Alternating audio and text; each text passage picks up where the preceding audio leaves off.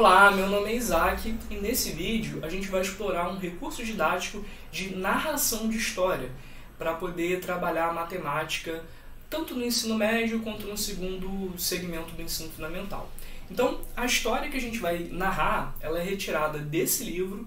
O livro é O Homem que Calculava, de Malba Tahan. Bom, antes da gente falar da história, vamos só comentar aqui sobre a biografia do autor.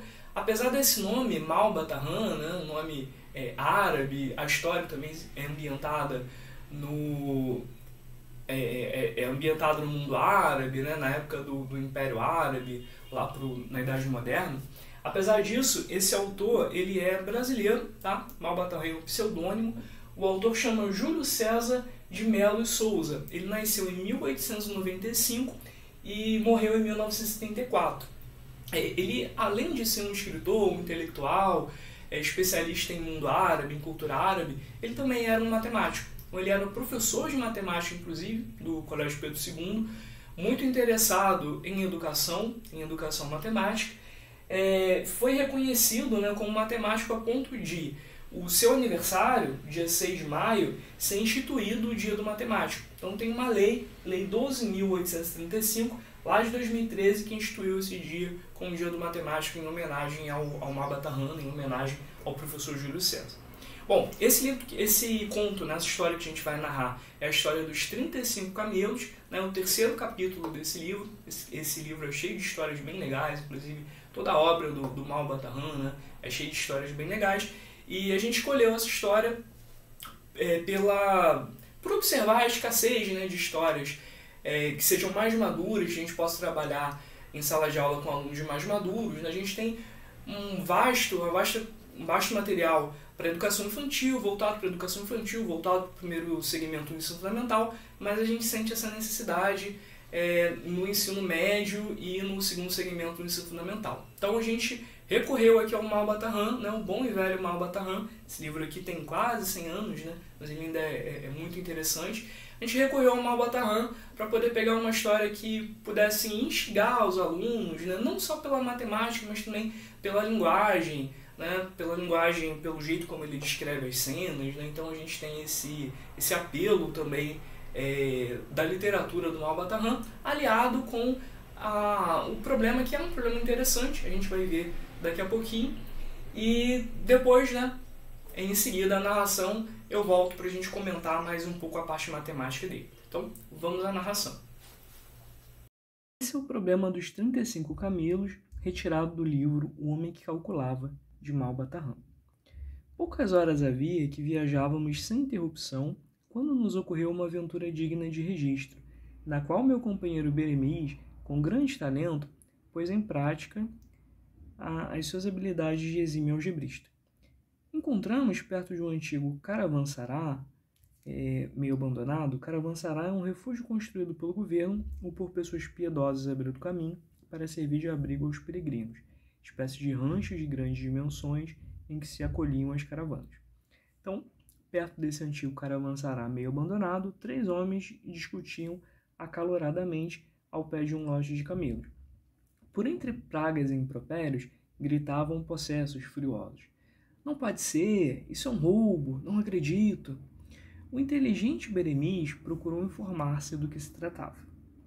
Somos irmãos, esclareceu o mais velho, e recebemos como herança esses 35 camelos.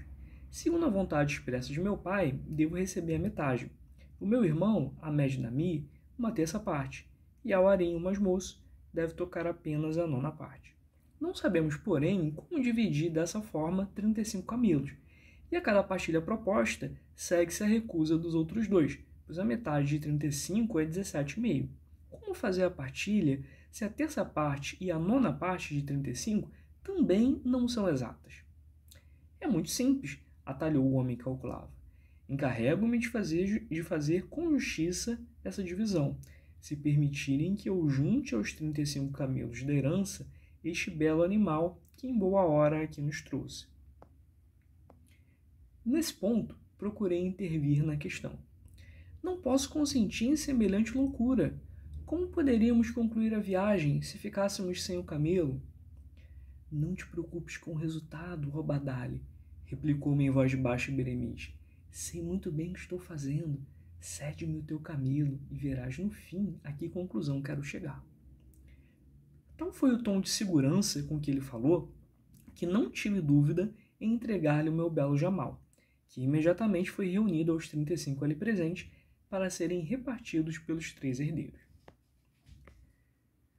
Vou, meus amigos, disse ele, dirigindo-se aos 3 irmãos, fazer a divisão justa e exata dos camelos, que são agora, como veem, em número de 36. E voltando-se para o mais velho dos irmãos, assim falou: deverias receber, meu amigo, a metade de 35, isto é, 17,5.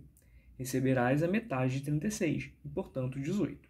Nada tens a reclamar, pois é claro que saíste lucrando com essa divisão. E dirigindo-se ao segundo herdeiro, continuou: e tu, Hamed Namir, deverias receber 1/3 de 35, isto é, 11 e pouco. Vais receber 1/3 de 36, isto é, 12. Não poderás protestar, pois tu também saíste com visível lucro na transação. E disse por fim ao mais moço: e tu, jovem Arim Namir, segundo a vontade de teu pai, deverias receber 1/9 parte de 35, isto é, 3 e tanto. Vais receber 1/9 parte de 36, isto é, 4. O teu lucro foi igualmente notável, só tens a agradecer-me pelo resultado. E concluiu com a maior segurança e serenidade. Pela vantajosa divisão feita entre os irmãos Nami, partilha em que todos os 3 saíram lucrando, couberam 18 camelos ao primeiro, 12 ao segundo e 4 ao terceiro, o que dá um resultado de 18 mais 12 mais 4, 34 camelos. Dos 36 camelos, sobraram, portanto, 2. Um pertence, como sabem, ao Badali, meu amigo e companheiro. O outro toca por direito a mim, por ter resolvido a contento de todos o complicado problema da herança. Sois inteligente, ó estrangeiro, exclamou o mais velho dos 3 irmãos. Aceitamos a vossa partilha, na certeza de que foi feita com justiça e equidade.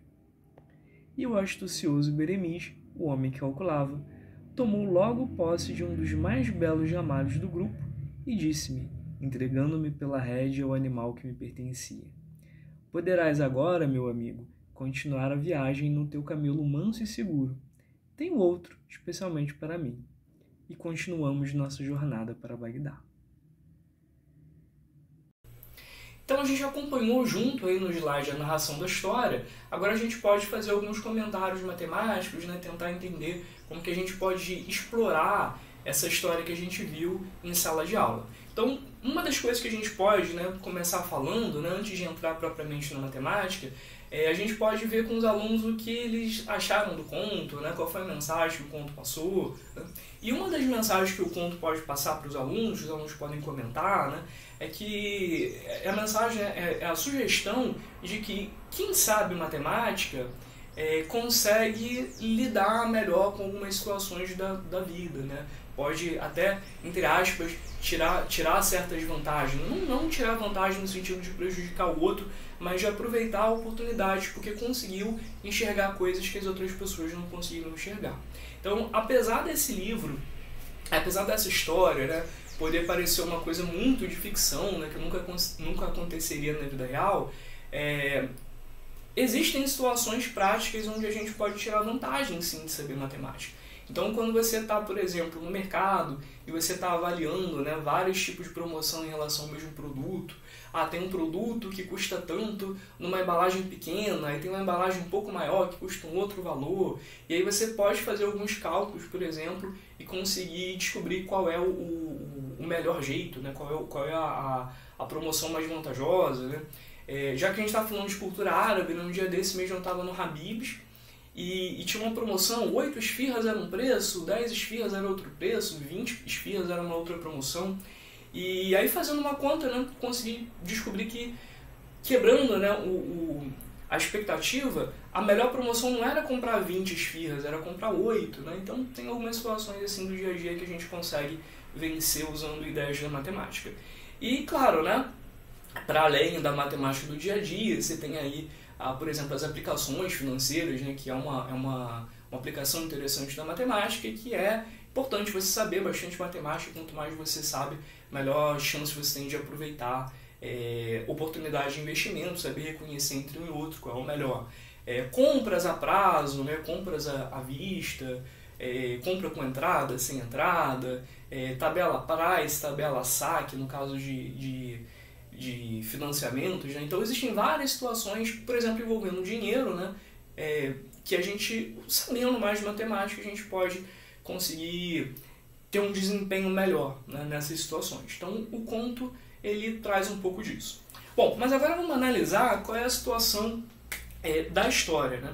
Então esse pai, né, ele podia ter resolvido a história dividindo meio a meio, né, meio a meio dividindo em partes iguais, né, para os 3 filhos a herança. Se bem que 35 também não daria para dividir por 3, né? Mas ele podia ter feito uma divisão mais igualitária, né? Mas não, o pai resolveu dividir da seguinte forma: o mais velho fica com 1/2, né, do total, depois o outro fica com 1/3, né, o filho do meio fica com 1/3, e o filho mais novo, coitado, vai ficar com um pouquinho, né, vai ficar com 1/9. Tá, e como é que o Berenice, como é que o homem calculava, conseguiu fazer aí essa divisão onde todo mundo ficou satisfeito, né? Todo mundo ficou com mais do que esperava e ainda sobrou um camelo, né? Bom, pessoal, o que a gente consegue entender, né, como é que isso foi possível, somando essas 3 frações e percebendo que a soma dessas 3 frações não dá um inteiro, não dá o 100%, não dá o total dos camelos. Então foi isso que o Berenice percebeu que essa soma dá menos do que 1, e aí ele conseguiu bolar toda a sua estratégia, né, de oferecer um camelo, de receber 2, enfim, como a gente acompanhou na história, né, do personagem, o próprio personagem explicando. Bom, mas então a gente podia resolver isso com os alunos, né, chamar a atenção para esse fato de que a soma dessas 3 frações não dá um inteiro. Tá? E aí a gente introduz naturalmente a ideia de somar frações. A gente sabe que para somar frações não dá para somar desse jeito, a gente precisa que as frações tenham mesmo denominador, né? Então é um conceito matemático que a gente pode trabalhar. Então, antes disso, a gente precisa reduzir essas frações ao mesmo denominador. Então você pode pensar assim: eu tenho que fornecer aqui, tenho que separar metade dos camelos para o mais velho, tá bom? Então metade dos camelos é a mesma coisa que receber 1 a cada 2, tá? Mas receber 1 a cada 2 é a mesma coisa que receber, por exemplo, 2 a cada 4, 3 a cada 6, né? 4 a cada 8. A gente repara que, se a gente multiplica em cima e embaixo pelo mesmo valor, a fração não altera, né? Então essa é a ideia que a gente pode reforçar com os alunos, tá bom? E aí, né, fazendo desse jeito, a gente consegue ver que, na verdade, 1 sobre 2, se a gente multiplicar por 9, por exemplo, em cima e embaixo, a gente vai ficar com 1 vezes 9, 9, 2 vezes 9, 18. 9 sobre 18. 1/3 também a gente consegue levar para o denominador 18. Basta que a gente multiplique por 6 em cima e embaixo. 1 vezes 6, 6. 3 vezes 6, 18. E por fim, 1 sobre 9 a gente também consegue levar para o denominador 18. Então vai ficar, basta que a gente multiplique em cima e embaixo por 2. 1 vezes 1, 2. 1 vezes 2, 2. E 9 vezes 2, 18. E aí, somando, né, a gente tem que essa soma de cima é equivalente à soma de baixo. E agora a gente consegue somar facilmente os numeradores e manter os denominadores. Então vamos ficar com 9 mais 6 deu 15, né? E aí 15 com 2, 17. Como a gente esperava, né? 17 sobre 18 não deu o inteiro. Tá bom? Então, a cada 18 animais, o que o pai tem, ele vai distribuir apenas 17 e um vai ficar fora aí por conta de um erro de cálculo dele. E aí, o que o Berenice percebeu? Poxa, 17 sobre 18 é equivalente, novamente na ideia de frações equivalente, é equivalente à fração que a gente obtém multiplicando em cima e embaixo por 2. 17 vezes 2, 34, 18 vezes 2, 36. Então isso é equivalente a 34 sobre 36. Então, a cada 36 animais, o pai vai distribuir apenas 34 e 2 vão ficar de fora. Aí ele percebeu, né? Poxa, tem quase 36, né? Tem 35.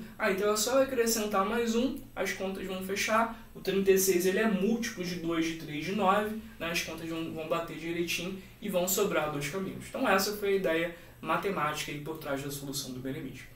Bom, e esse problema, claro, a gente pode explorar muitas outras ideias, né? Além de frações equivalentes, simplificação de fração, soma e subtração de fração. A gente podia usar outros recursos. A gente usou aqui para agilizar a notação matemática, mas a gente podia usar figuras, podia usar material concreto, enfim, né? Em aula a gente tem aí mais tempo para trabalhar e várias abordagens para fazer. Tá? Então a gente fica por aqui, né? Sempre recomendando bastante esse livro aqui, que é muito bom, e toda a obra do Mao Batarran. Tchau, tchau.